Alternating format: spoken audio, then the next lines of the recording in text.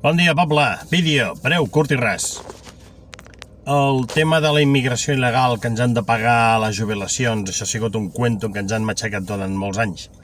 Però quan veiem que, per exemple, el camp agrícola ja és tot automàtic a la Xina i la construcció d'automòbils també és tota automàtica, etc., tard o d'hora tot això vindrà aquí a Europa, perquè si no, no serem competitius. Llavors, què farem de tanta mà d'obra si ja pels blancs ja no hi haurà llocs de treball?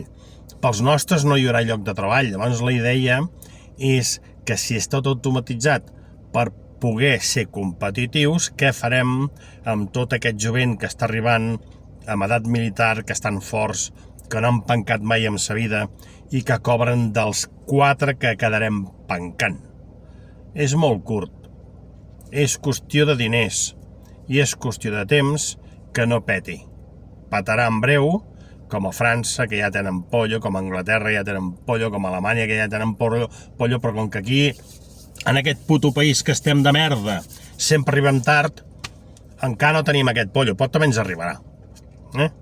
Cada dia hi ha disturbis per tota Europa i aquí també passa que ens ho amaguen molt bé. Poble, ho dic perquè, repeteixo, què farem amb tot aquest jovent que ve il·legal, sempre parlo de la immigració il·legal, els que venen a pencar no. Què farem amb tota aquesta immigració il·legal quan tot estigui automatitzat? Sí? Vinga, reflexió. Bon dia, poble. Visca Catalunya lliure.